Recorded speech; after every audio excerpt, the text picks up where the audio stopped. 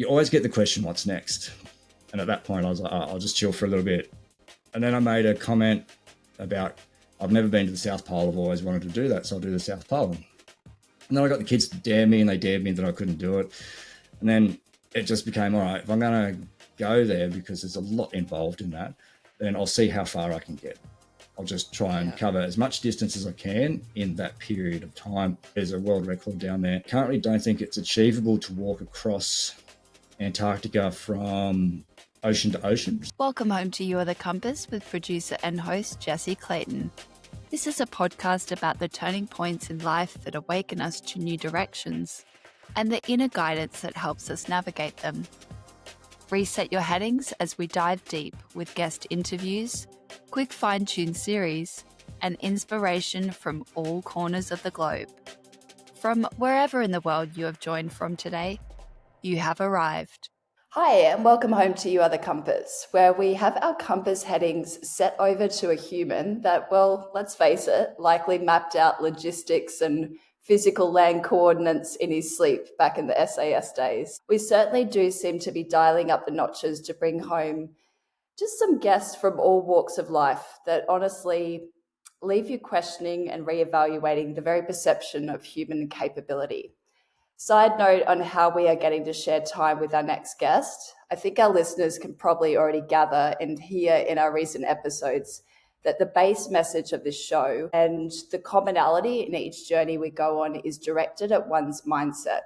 Bottom line, you get to choose the why, the when, and just how often you adjust the internal headings of your own compass. No matter the road you have traveled, and oh yes, all those adversities and obstacles in your path, it's not just a cool story you're going to tell your kids and encourage them to follow only in your best footsteps. This is exposure therapy for the mind and ways in which we get to seek through our thoughts, to be curious in our external environment, all whilst building the anti-fragility that really sees us rise from our experiences. In the spirit of getting out of our comfort zones and pushing past our innate fears, Dan, welcome home to You Are the Compass. Yeah, no, thanks for having me on. It's actually good to be on. Looking forward to it. Dan, I've followed from afar your content on Instagram as we were virtually linked via the boys at TACMed, though I'll be honest, it wasn't actually until your upcoming world record attempt did the socials come back into scope.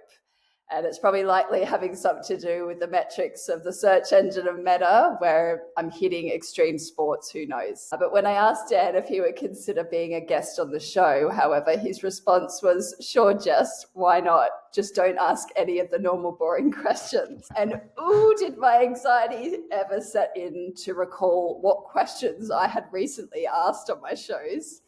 So Dan, I'm going to pass it over to you. And at the risk of sounding boring, neuroscience for me has always been interesting. I've gone from lots of different roles and jobs over the years, but there's always a commonality that no matter if you're in an extreme environment, you served in the military, you've gone into high pressure jobs in the corporate world back in Australia, I'm always fascinated by how people conduct themselves and what skill sets they draw on.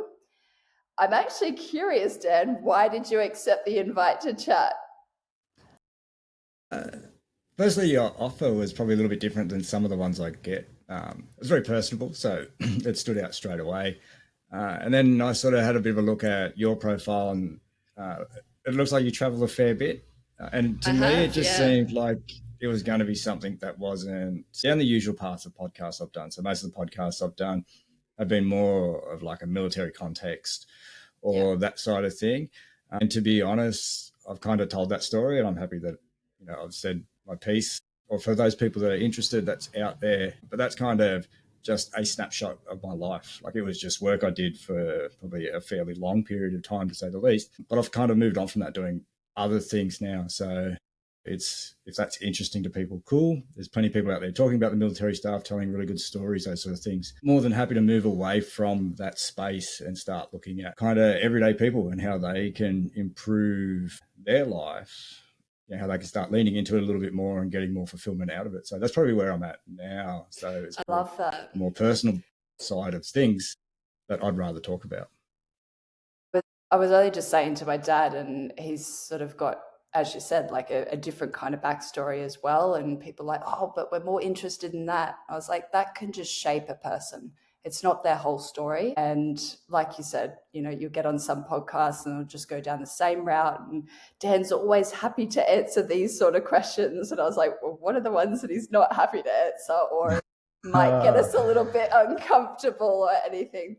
And I was sort of scrolling through, your Instagram, and I actually don't like to do a lot of pre-research on the guests. I like to just come and have them on the show and we just get off on a tangent, go down a little rabbit hole. And that's what I think it's all about, just having fun with it. And it was actually one of your messages quite recently that you put a post up about how many kids do you have? I've got two boys. Two boys. So I'm not sure which son of yours it was, but I think they're in like a little race car or something. Yeah. Just the message that you put in there, it really spoke to me because, I've had a pretty crazy upbringing myself. Like my dad, built his own boat and we were all out sailing, having adventures and stuff. And one of the things that people used to say to me is when I left school, why didn't I go traveling around the world with my dad on the boat? He was going off on a year's sailing, and I was like, well, because A, he won't let me, and B, he knows that that's not my dream.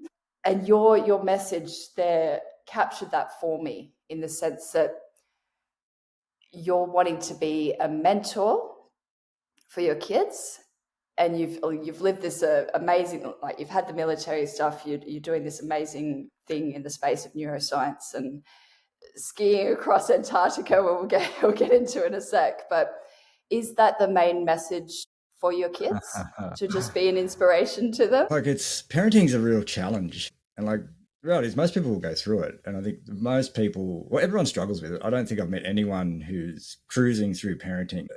Like, I've got this background where I got really competent in some things, and I left because of children. That's why I left the military and really created a space where I could have time to dedicate to my kids, because I understand, and more so now, the impact of being there as a positive role model for children as opposed to being absent in their life. So it's kind of more of learning as fast as I can as I go. So that's sort of the one you're talking about is my youngest son, and he's got a real passion now for motorsports. And I don't know how long this will last. Like, their children, they bounce around different ideas. And so it's balancing up, how much investment do you put into something? And we played with motorsport previously. So we did the little sort of low resource entry into it, see if they like it. Yeah. They liked it. They moved away from it a little bit, and now he's really gone back into it. He's really got this passion for it. So I'm really happy, and I talk to him a lot about it, is find what excites you. And like, it doesn't matter whether they think they can do it, whether they don't think they can, like, we can cover that. That's the easiest stuff than finding the passion. So it's more about, okay, well, here's all these things that I can try and expose them to, encourage them to do things that they don't see me do or that we don't show them on the TV here. Because the risk is, I grew up playing rugby league, played a lot of rugby union, these sort of things. So they naturally developed a passion for that because that was on TV all the time. That's what I watched. That's what I enjoyed. And there was that bonding through that. And now that they're older, we continually encourage them, you have to choose the sports you want to play. Don't play something just because that's what we watch at home or that's what we like. Yeah. So like, find what you like. And they've played a whole range of sports. They've done a whole range of activities. And unfortunately, most of these things are so formalized now. It can be difficult for a lot of people to put their kids through all these different things and expose them to it. But through that exposure, they've kind of learnt what they like, what they're passionate about. And then it's just encouraging them to kind of pursue it, not with any real tenacity because they're still children. And in that post, I did sort of allude to the parents that are driving their kids into these sports. And every sport I've gone to, the conversation's always about elite 11-year-olds and high performance and professional sports and the pathway to Europe for Formula One for a 7-year-old. And I was like, just pump your brakes, mate. Like the children. So very careful about not pushing too hard in a passion. It's just find what you like, find your dream. And then if it changes in a year or two, who cares? But it's building that skill of learning to pursue something they really want, lean into it. And then all of the sort of frameworks that will underlie them chasing their dreams later in life is where I'm sort of focusing on development now. So when they were younger, it was just exploration, go do what you want, within reason, as safely as we can do it. And then even still giving them space to go and take risks, get hurt, make mistakes, and just knowing that there was someone somewhere safe to come back to when everything failed, that there was always that safety net there. So it's a challenge, but it's trying to balance it so I get really well-functioning, good human beings that grow up and they're really good contributing members of society. What do you think, like the main sort of correlation? Because I'm finding this more and more, the people I speak to, and I will touch back on the military thing just for a moment, but it's even stemming into your corporate jobs, and then they go into ultra marathons. And what do you think that main correlation is between that? Is it the mindset, maybe the childhood of having those extreme experiences? From these high pressure environments. I don't know. I think deep down, everyone wants to be cited to do something, or everyone wants something to look forward to. So I think it's always difficult to assume for an individual. Like, it's really hard to understand why different people do different things. So some of the more extreme, ultra distant stuff I've done that come along, they try to do surveys, work out, what's going on in the thought process of these people trying to do this crazy shit. And what they find is there's a whole bunch of, everyone's got different reasons. Like even when I was in special operations, and motivation is a big one. People that are really well motivated, and the simplistic way that I looked at it was that if your motivation outweighed the pain and suffering that you'd go through, you'd be there at the end. But as soon as that cost became higher than the strength of your motivation, you would quit. So it was a very big motivation thing. And there's some stuff that underlies that. So we're looking at, okay, well, what's the motivation? And again, everyone has a different motivation for being there.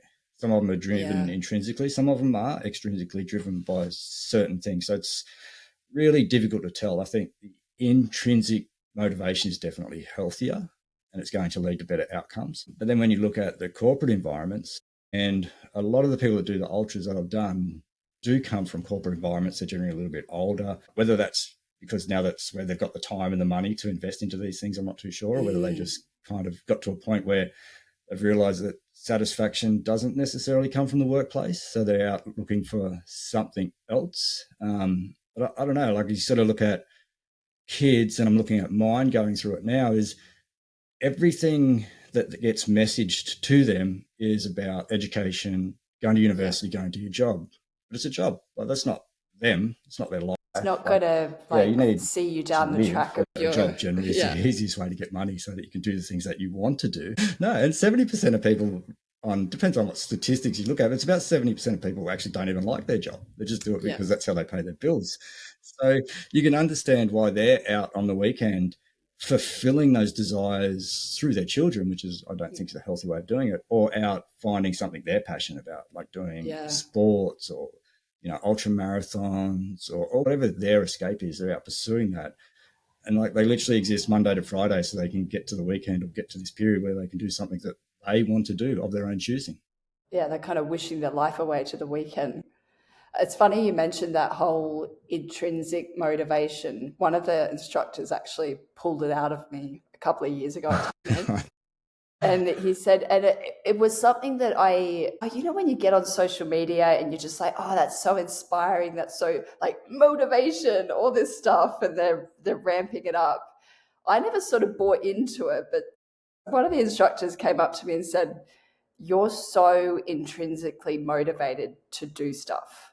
Someone will just have to give you a little piece of information and you'll go off and do it, a little thought process, and you'll do it. And he said, do you know what that actually is? And I was like, no. And he said, you're intrinsically motivated to do it because you know it is part of your passion, but you need to find external inspiration. And I'm like, that's so true. So we look up to, your kids in motorsports at the moment, and they all look up to, I don't even know someone that's famous there, but they'll have that external inspiration driving them to, like a little mentor. Do you have, has that changed for you over the years, like since leaving the military and we'll get into like the world record attempts and the ultra marathons, but Yeah, what yeah. was your external inspiration for that?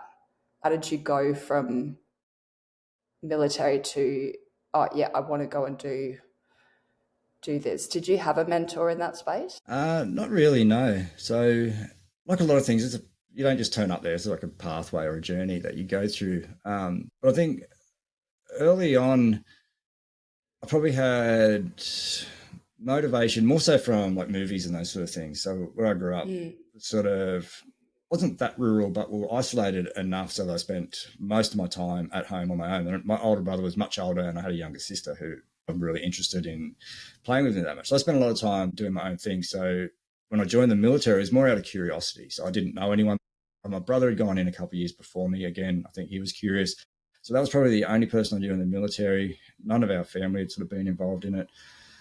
I didn't know much about special operations. I just knew it looked really cool and it would be an exciting job if I could get in there. Once I got in there, then I took on mentors within that role because it became very evident very quickly what the standard was there. And if you didn't meet that standard, you were just gone.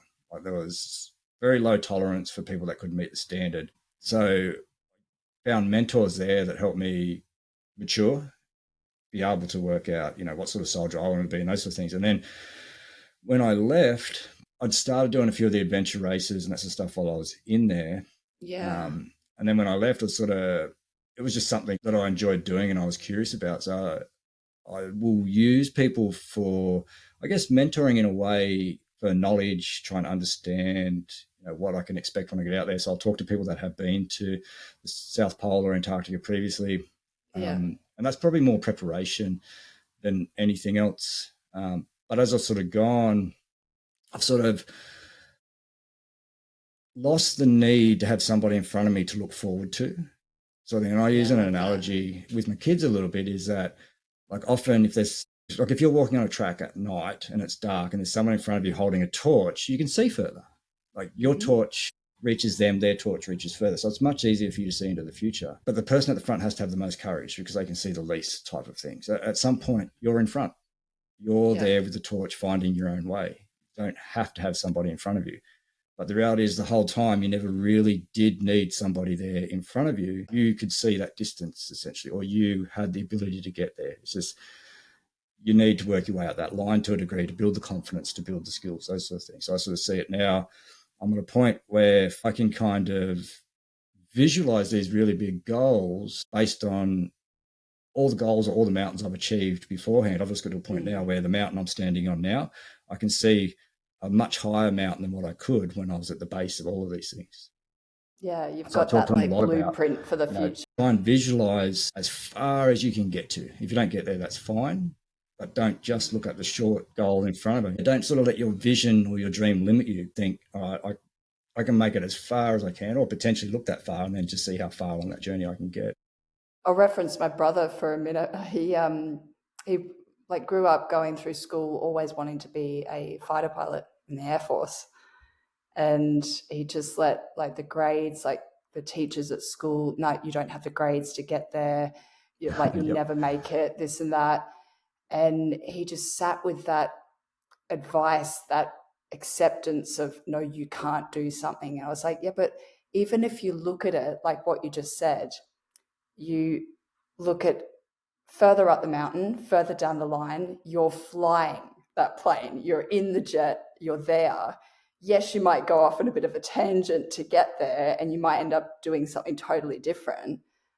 But won't that be half the beauty of taking the journey in the first place? Won't that be something that's incredible just in that sense? And he just couldn't get there. He's like, no, it's just too hard. And I guess there's people out there that realize that a lot later in life. I think I was very lucky in the sense that the upbringing I had, I was very inspired by what I was exposed to externally. And I guess that's what you're trying to do with your kids now with the solo trek across Antarctica. Like what spurred that on being the longest, like, because I've actually interviewed a few people that have done it, but what's the need for the world record attempt? Like, where does that traction come from? So I'll kind of go back to the previous one. So I did a 1,000 mile or 1,600 kilometer race across Alaska along the Iditarod Trail, which is during the winter. You're pulling a sled. It's semi-supported, so there's some checkpoints along the way. You can stop at some villages, that sort of thing. But for the most part, you're on your own out in the frozen wilderness. So I completed that, and I'll sort of talk about the identity involved with that, or not taking on any identity with that, because even though I talk about a world record challenge, but that's actually pretty trivial for me. I see a risk in identity, so I don't take on identities, especially around status, because for me, there's a real risk in it. And the reward we think we're going to get at the end of that, it's bigger than what we actually get. So there's this real misalignment with the satisfaction or reward we think we're going to get and what actually comes from it. So when I was doing the Alaska one, kids were really little, and they liked the idea that, Dad's going to be the first Australian to do it. It was kind of that excited them because they're small. And little kids like that sort of thing. They're kind of still working out what status is and where they fit within the world and their little schoolyard rings. But to me, it really didn't matter. I just wanted to do it because probably, I think, just over a dozen people had done it. So why would the country you come from really matter? Like, that's just cherry picking a data point to try and make yourself feel special. So I kind of mentioned a little bit, but didn't really think much of it. And then when I got there was another Australian on foot. Oh, sorry, Australians had done it on bike, but no one had done it on foot. And I was kind of thought, if I was doing this to be the first Australian, now the goal of the race is to stay ahead of him and not to finish. So now my decisions are based around maintaining enough distance in front of him so that I don't compromise my lead. So now you're making decisions potentially and it becomes quite hazardous over there, so it can almost be life-threatening, is that you get to a point where you make a choice in a life-threatening situation about maintaining a lead rather than giving it up so that you don't lose your fingers, those sort of things. So to me, it didn't matter whether he beat me or not. It was completely irrelevant. It was the journey to go across Alaska, see that part of the world, and see whether I had it in me to cover that distance and get to the end. And then I came back, and the kids were really excited. Their whole school got really excited about it because there's a tracker that follows your path. But they'd been talking about it at school. So every morning, I think, when I got to school, they'd bring up this spot tracker and everyone would check out where I was at. And then periodically throughout the day, and I ended up going in and talking to the kids at the school, basically a bunch of pictures and answering some cool questions from children that were trying to work out what I'd done. But then on the back of that, you always get the question, what's next? And at that point, I was like, I'll just chill for a little bit. And then I made a comment about, I've never been to the South Pole. I've always wanted to do that, so I'll do the South Pole. And then I got the kids to dare me, and they dared me that I couldn't do it. And then it just became, all right, if I'm going to go there, because there's a lot involved in that, then I'll see how far I can get. I'll just try and cover as much distance as I can in that period of time. And then when I sort of looked into it a little bit, there's a world record down there. No one thinks, or they currently don't think it's achievable to walk across Antarctica from ocean to ocean, so from the edge of the sea ice. They're probably right, because of the time frame that you have around the weather season for it. It's just too much distance, so it's more of a distance record. So I'm hoping to go down there and just see how far I can get in the time frame that I have. And for me, it's just more about the experience of going down there and just doing something really, really unique. I love that. It's going to sound quite trivial and probably, nothing in comparison, but I did City to Surf. Now, I'm not really a runner as such, even though people are like, oh, you look like you'd be a runner. I can walk long distances for hours. Like, I can be out at dawn and come back at dusk, and it won't matter, like pack training, everything. But I went and did this City to Surf. It's like 14 kilometers, and I did it with a couple of mates. And like you, I wanted to complete it in time. I had my little music track set up, and I was like, if I can just get it done in under 2 hours, I'll be happy. And anyway, I ran most of it, stopped a couple of times, but the friend that I was going with, who does run and can sort of run 10K nonstop, got a time of, I think, 122 or 126, and mine was 133. And he's like, how did you do that? Another guy who plays AFL got a time of 2 minutes less than me. And he's 25, mind you, or 21. And so when people sort of ask, like, how did you do that? Half of it's more than half of it. I have always thought it's in your mind. It's in your head. If you don't believe that you can get it done, if you're believing that, yeah, it's just not achievable, or you've got all the naysayers around you, I think you even mentioned it in the post, like about your kids, that you'll have all these people, these voices out there that will just say, no, you can't do something. And it's up to us to sort of look within and be like, no, I do have that. I have surrounded myself with the support system to go and make that trek and have all that. What do you think your biggest piece of advice for the listeners out there would be? Yeah, for me, the big thing that continually shows up, and passion's a really important thing. And I'm generally pretty careful not to talk about purpose, because I don't know, if people like purpose, that's fine. For me, like in the military, like, that was my purpose. But when you leave, what then? So for me, that was a passion at the time. So I could change passions, but how easily can you change a purpose? Like, I think people might get too fixated if they think it's their purpose, especially if they don't choose to leave it at that point of time, if it's taken from them for various reasons. So passion is definitely a big thing. The thing that really shows up a lot is, and this is what I sort of talk about, is find something challenging that it scares you and excites you at the same time. So if it does that, then it's literally going to hit the sweet spot that will get you out of bed. It'll get you motivated. You'll get all the benefits from the growth that comes from challenge. And it's showing up more and more is about the benefits of what they call hormesis, which is an appropriate load of stress or pressure or challenge, depending on what term you want to use for it. And that's where growth occurs. It's like exercise. You won't get fitter if you don't hit the sweet spot for exercise. If you undertrain or you underdo it, there's not much benefit. If you overdo it, then you go into that state of sort of breakdown or distress. It's the same thing, is find challenges that you really enjoy, that you're excited about, give you that little bit of fear or sort of you're not too sure about, but then surround yourself with the people that are going to promote you to get there, not the people that are limited. And one thing that I've noticed a lot is when you talk about these things, people will tell you what they're afraid of straight away. When you say, I'm going to do this, and they go, oh, what about this? What about that? People will generally highlight what scares them from doing it. Okay. And it's irrelevant to me because I don't think like them. I'll hear them out, listen to their thing, answer their questions, but they're not going to give me the skills to get there. So I need to make sure that I've either developed the intrinsic mindset to be able to be self-motivated enough to get there, or find the people that are going to help lift me up on this journey. And what you just said there about, like, they're filtering it through their own perception of what they would do in your position. Yeah. So, and that's why I guess I sort of said at the beginning of this chat that you're not going to resonate with everyone about every walk of life, about every little thing that they've done. But for someone that's doing, this world record attempt, there's such powerful content and inspiration that you've got there that would be of inspiration to me. But that might not be someone, I don't know, else in Brisbane that's coming to you for mindset training. Their fear perception of that trek might be just too much over their head at the minute. Whereas years down the track, they may be like, I've made all those little steps along the way over the years that now I'm not fearful of that anymore. That's something I could do.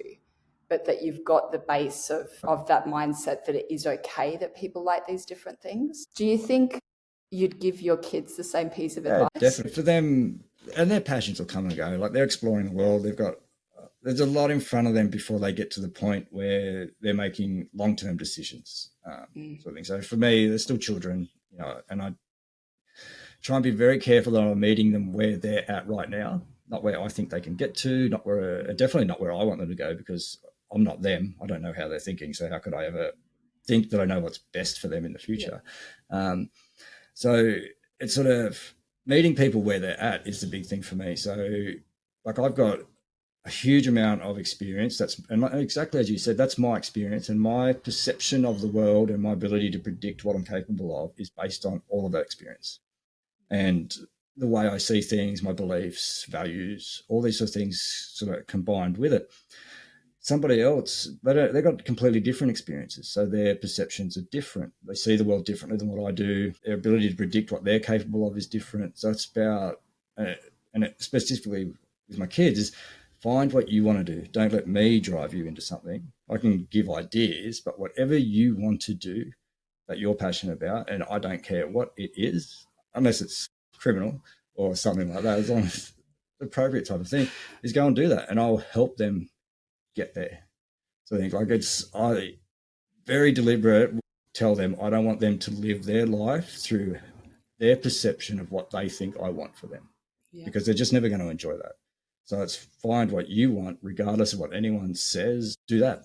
And that's the kind of message that I sort of talk to people is, it doesn't matter what it is. Like I've chosen the things I want to do, and they only relate to a very small percentage of people. Most people aren't that interested in doing those things, but find something that they like. Because if you don't find a passion, then the risk is that all the motivators that we use for these passions or the things that we like will then find something else to focus on. And that's where you see a lot of really pissed off people kicking around now who are just looking for a reason to get out of bed and fight for something or do something, is because what their lack of passion is being hijacked by other things. So they're sort of being recruited into other problems. So, you're going to have challenge, you're going to have friction. Just choose what you want and go down that path rather than just have something find you. Yeah, 100%.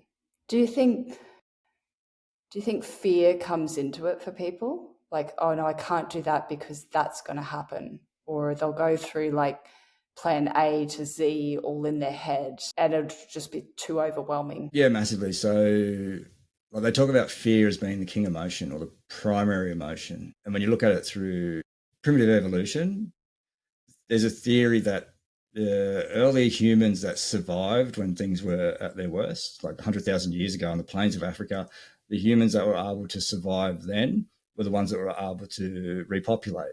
So it was the ones who had the most effective threat detection system, which drives fear. So that's the theory, is that we're actually the best of the threat detectors within the species, which is why fear is so dominant. We just don't have those threats within our environment anymore. No, when you look at it, we're safer now than we've ever been. So it's still like the fear system or the threat detection system is always going to be there. So it's always going to be looking for things to avoid to keep you safe. So it's just a part, but then it's learning how to regulate that, how to rationalize certain thoughts. And I have them all the time. Like I'll be doing something, then I have a random thought in my head about what if my tent tears in a blizzard in Antarctica, how am I going to solve that problem? And then I think, okay, low probability, but it's still a probability. It's like, all right, well, I can take some stuff to fix it. I can take some stuff to try and get around it. I can minimize that risk. But then there'll be other things. And then there's irrational ones. Like people ask me about certain threats there which don't exist. They just haven't spent the time to look at it and do the sort of the analysis of it. So I was like, I don't have to worry about that. But it's a very normal part of things. Still, public speaking, before I do any public speaking, I still go through that kind of anxiety. It's like, oh, what if I get up there and I can't remember what to say, all these sort of things. It's a perfectly natural part of our life. But one of the benefits of continually doing these challenging things is that we learn to regulate it. And the most effective way to overcome the fear or the threat system is through exposure training. The issue is that it has a sort of near transfer that's we just get good at the things that we're doing, or we get comfortable or familiar with the things that we're doing. So if we go into a new environment, we've just got to gradually expose ourselves to it and progress through it. Where, if people are afraid of things and they keep avoiding it, then that's where at some point they're going to find that everything now becomes a problem. I resonate a lot with that, Dan, and I'm sure most of our listeners and people we've even met throughout our journeys would agree that sometimes it's not even the overarching activity or goal, it's the process along the way. And I guess we can fear the commitment to stay the course. And I've found that what once sparked curiosity in our younger years to try new things, to be brave, and to reach for more, well, it sort of levels off a bit if you let it, to the point where maybe it even goes past fear, but that we are living within a comfort zone. And sometimes just like that, you don't even recognize your life anymore.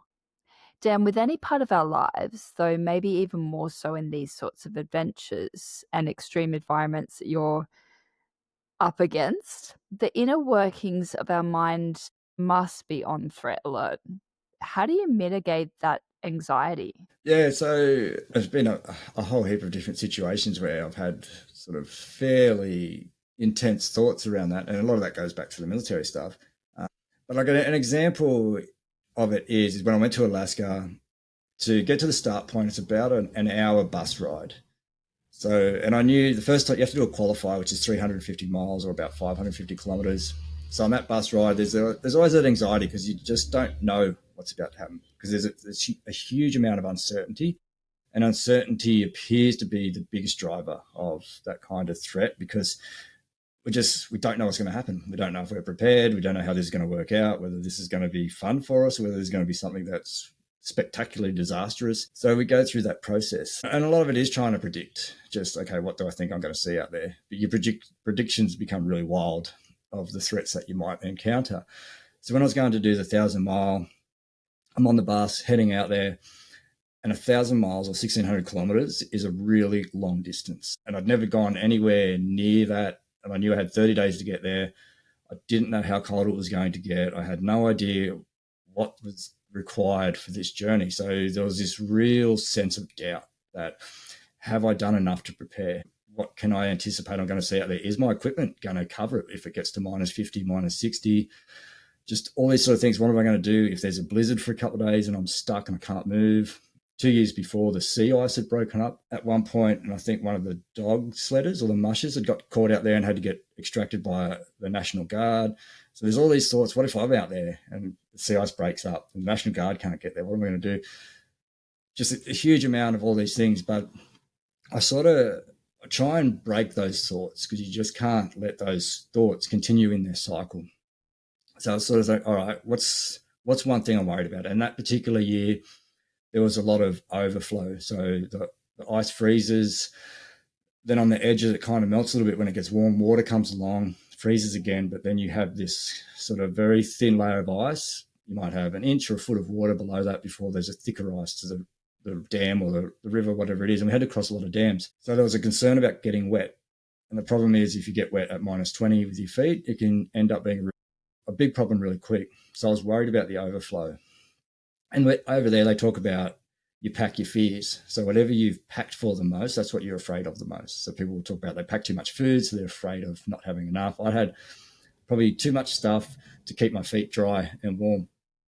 I'd argue it was just the right amount, but that's because I had low experience dealing with overflow and getting warm in the wet. I had low ability to predict or try and mentally forecast what that would look like if it happened. I'd mentally rehearse it in my mind, and on the bus out there, I'm sort of going through that. When that thought come up, I'd go through that mental rehearsal process. All right, if it does happen, what am I going to do? And then I'd go through, okay, what can I do? What's the worst case? And the worst case is just to get in my sleeping bag, let everything dry out. If I lose a day, I lose a day. Once I'm sorted, I get going again. So I just go through, all right, what's the solution to that problem? And if there's not a dedicated solution, it's like, all right, what can I do? So I just try and break that negative thought cycle and get into something that was task relevant. And that kind of will bring you down a little bit.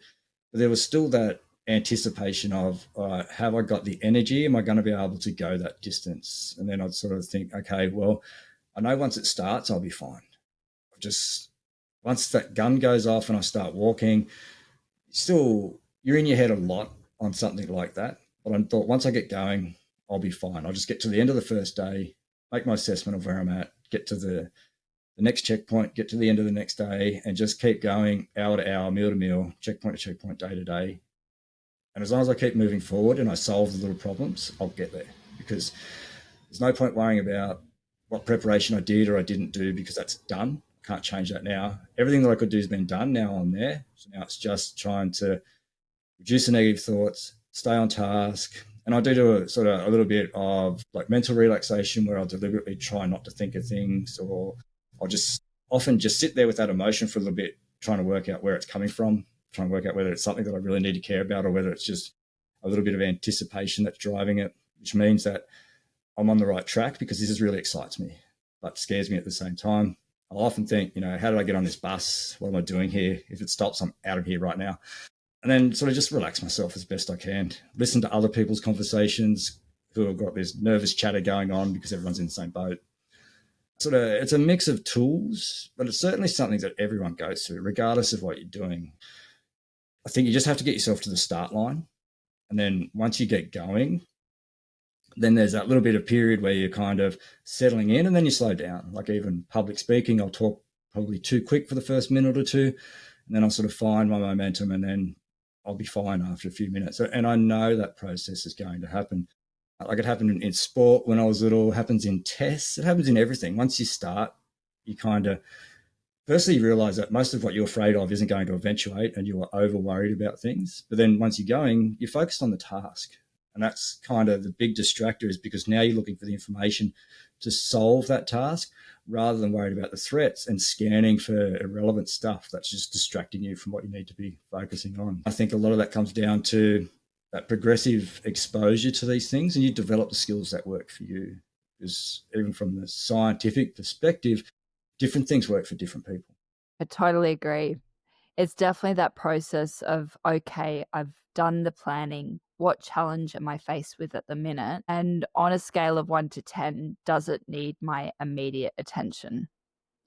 I feel the majority of people have done some sort of breathing exercises. I know I like to incorporate that then and there from time to time with what is my next 6 steps. That's all of the road I need to see at present. And I think it's about finding out what does work as an individual and then replicating that process, perhaps in other areas of your life. One of the other additions I like is music. I found that the focus on that can push past the thoughts enough to give my mind a bit of a rest. I can't imagine that the power bank would last out in the wilderness on the playlist from Spotify too long, though. What's the go with music while on the expeditions? No, I generally just sit in my own thoughts. So I did, it probably comes back from when I was younger. So I used to ride to and from work a fair bit. Like there was, back then, if you wanted a Walkman, it was one of those big old clunky things with the cassette tape. And I just never had one. So I got used to doing all of my stuff without any music. And then obviously years later, so like if I go running now, I'll listen to some music or something like that. But on a really long distance thing, firstly, it's just too much power, so I don't even worry about it. So I'm just in my own head the whole time. Songs will get stuck in there, just ridiculous thought processes, or I'll just let my thinking go and do its own sort of thing. But like it can be quite amusing sometimes to stop and think about your thinking just to see where it's gone or the dumb shit that's coming into your head. So I mostly will just sit with myself. Like I'll just go, and when you're in your own head for 26 days, you come up with some funny shit by the end of it. I wonder if that's why I like the free diving and trekking up mountains with no cell service. I get to play out little stories and have conversations with myself. Though, look, really, when we look at it, it's a very calming space, and that tends to motivate me to do more. Dan, there's so much social media out there at the minute, and it just seems to be increasing. Like with every inspiration on every click of a button. Though I find the real life embodiments have far greater impact, that we need to be constantly inspired externally to really take on that intrinsic motivation on our individual levels. What piece of advice could you give to others out there that are inspired, but they just don't know where to start? Or perhaps they're bombarded with choices. Do we begin with our local gym, our diet? What are your thoughts? I think it's going to be different for everyone, and different people are going to like different things. So, some people will enjoy the gym; they go there. And my big thing is, as long as the motivation behind it is healthy. So, as long as you're going there for the right reasons, but it could be the gym, it could be triathlons, it could be swimming, running, cycling, it could be any number of things. And I'm a massive advocate for physical activity, and my sort of background in science started out doing a bachelor's of sports science and then a master's in strength and conditioning. So I know the huge amount of benefits that come from physical activity. And then even now that I'm studying neuroscience, is that there's really strong associations between activity and the health and development of the brain. We're designed to move. We're essentially just designed to move, and our whole body is built around an energy system, or sort of micro energy systems. So it has a huge impact on us in a variety of functions. But again, it's what you enjoy, because whenever you start something new, and this is why behavior change can be particularly difficult, particularly if you're in a house. So for me, if I want to start something new, I've got 2 kids, I've got a wife. So if I allocate an extra hour of a day to a new activity, then they lose an hour that I was doing something at home, or it's going to have a level of impost on them. So there's always a consequence on other people if you're co-living, or you've got an environment where there's codependency with each other. So that's going to create a friction point, or it's a challenge point. So firstly, you've got to be prepared for that. And then once I start it, it's going to change my whole routine. So which changes the way that subconsciously I'm predicting how my day is going to go. I'm predicting how I utilize energy, what I need to save for, these sort of things. So it creates this disruption in your day-to-day routine. And I kind of tell the kids about it. When you start something new, it'll be exciting for a week, because it's new, it's shiny. Everyone likes the shiny thing. And then it's going to suck for probably a week or two. And once you go through that suck phase, and I won't let them quit during the phase where it sucks, regardless of how much they don't like it. Because it's like, on the other side of that, at about sort of week 4, you'll work out whether you enjoy doing it or not, or whether you're going to stick with it. And this is why you see so many people drop off a new challenge or a new behavior change early, is because when it gets into that difficult, challenging, frictional phase, it's just easier to quit and continue working through that friction. So my big thing is, after that 4 weeks, if you don't like it, then it's probably not for you. If you get to the other side of it and you kind of think, you know what, this isn't too bad. My routine now has stabilized. This is something that's not going to create any issues, and I enjoy it, then go and do it. But yeah, if it's not for you, then don't consistently push yourself through it, because at some point you're going to drop motivation. You're not going to do it. So definitely it's a trial and error process for me. As with most things, go and do it for long enough to work out whether you really enjoy it or not. If not, go pivot, find something else. Bit of a left of field question here, Dan. Though I was fortunate enough to grow up in a household that wasn't what you'd call the norm. My dad always guided me to challenge and stand up for what I felt was right for me and the paths I chose to take in life. It's great to see that this appears to be happening a lot earlier in our lives, with parents navigating through teaching their children to strive for their passions. Now, I don't have kids, though I can see a world in which these sorts of mindset programs are initiated by the schools and doctors. Perhaps instead of the initial diagnosis of a problem to sort out, get out into nature, onto the track, being challenged beyond the screens and the medication. What are your thoughts? Yeah, I think I'll start by, I don't think the current system works. Like, to me, there's too much evidence that shows that it's just, we're not developing really well-functioning children into society. Like, I feel like we've taken childhood away. We've robbed kids of childhood, because now everything's a system. It's too governed by adults. And I sort of look at this in sports development. I've got some really good friends that have done PhDs in creativity in sport, and we sort of talk a lot about that side of things. Look at schooling, and on the peripheries, I sort of look at the associations between doing well at school and doing well in life. And there's no real evidence that shows that doing well at school or being good at school is actually setting people up for a lot. It's making them employable. So, there's theories back 100 years ago. They just designed school to make employees, and we're still running that very similar structure. I don't know. Sort of, again, there's a whole heap of different factors, I think, to it. And I kind of look at some of the European models where they do more of the Montessori type of schools when they're younger, and they just let kids explore their environment before they start structuring it around that sort of, I think, year 7 or year 8. I think Finland's a really good example of schools where they just let kids go off and do whatever they want. Like, the school doesn't even have a fence. They just let them go into the wilderness, have a lot more playtime, these sort of things. And they have much better outcomes for development, for education, all these sort of things. That society has its own unique factors and issues as well. So I don't think you can just take a model from somewhere and place it here, because it doesn't always fit that society.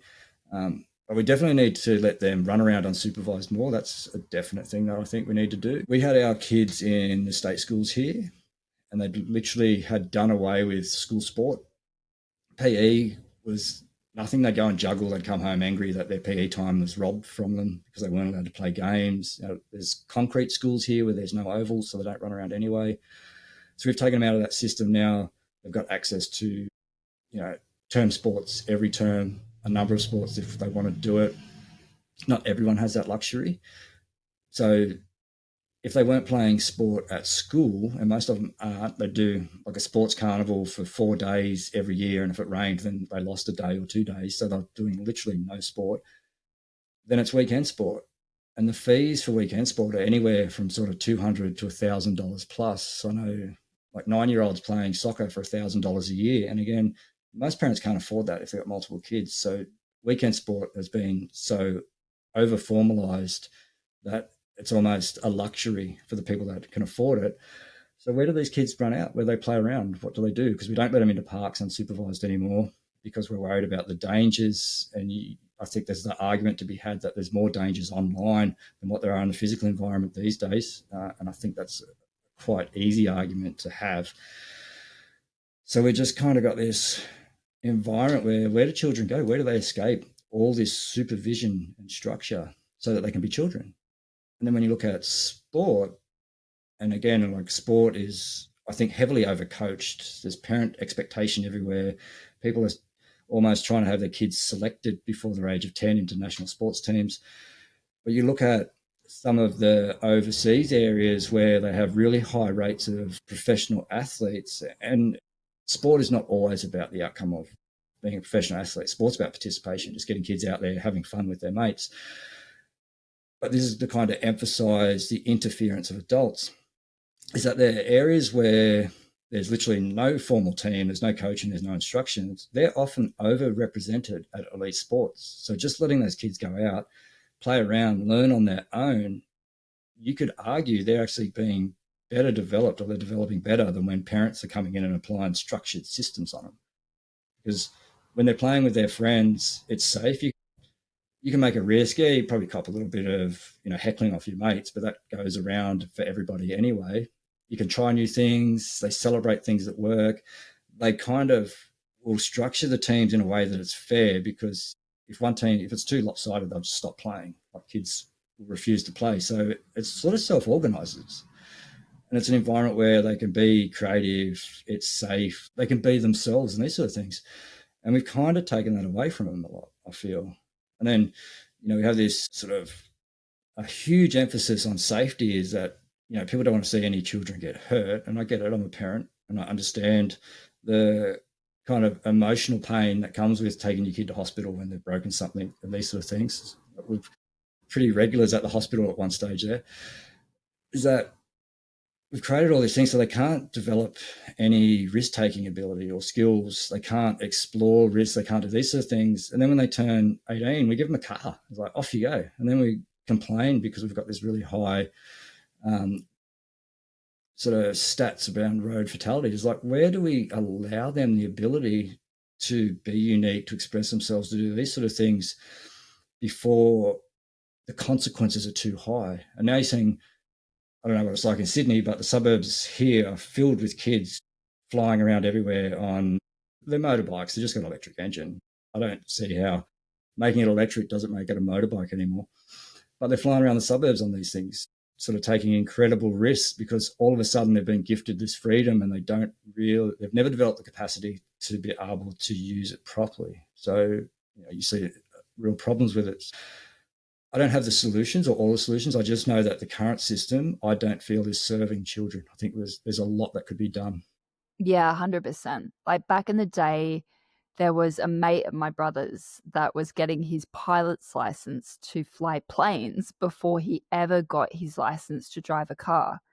Though he was really encouraged to do that and to excel where his passions were. I feel as though the school systems are not too dissimilar to 20 years ago. If you know what you want to be, a doctor, a lawyer, or even a pilot, there is the system. You go get the grades, you study, and you spend your years, well, honing your craft.